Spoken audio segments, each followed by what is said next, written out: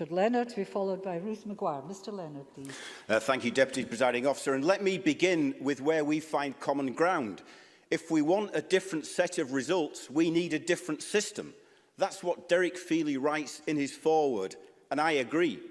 It should be built on the values of human rights, equity and equality.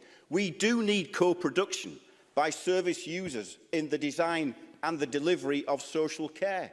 We must demand, at last, a decisive shift in public policy and so public spending towards prevention, which was recommended a decade ago by Campbell Christie, when instead of that, over the last 10 years, we have witnessed cuts to social care services in Scotland of up to 20%, as this SNP central government has decimated the budgets of local government year after year.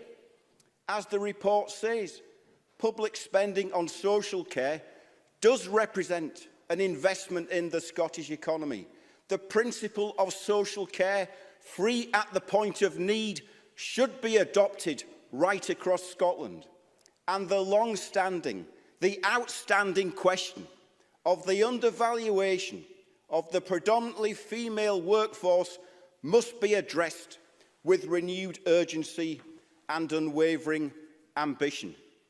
But let me turn to the main conclusion of the report, which is that we need to create a national care service.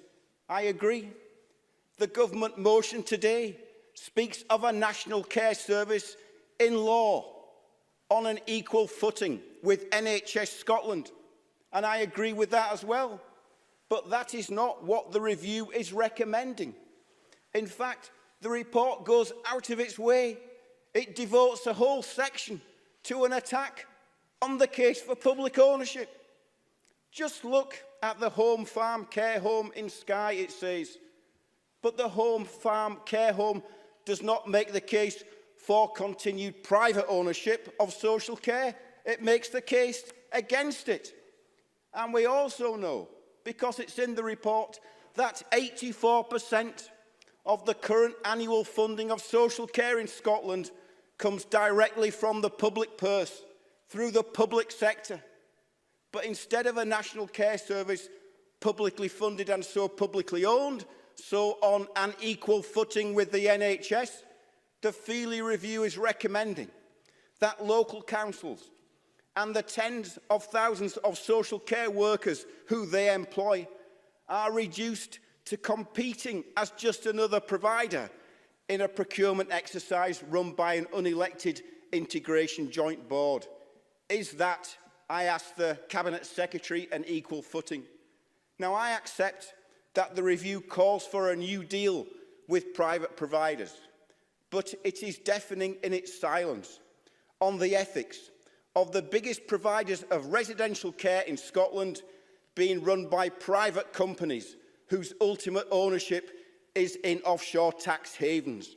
And it is silent on how public ownership keeps all funding in the local economy and all money reinvested in the care service and its workforce.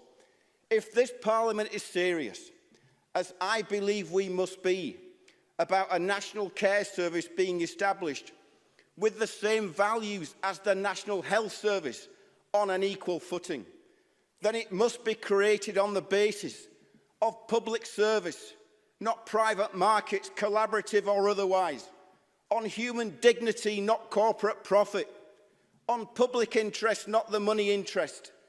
And the means through which it's delivered should be local, must be democratically accountable, must be increasingly publicly, not privately owned and run. This matters. This matters because it is about the kind of society that we want to live in. It's about the relations of power within it.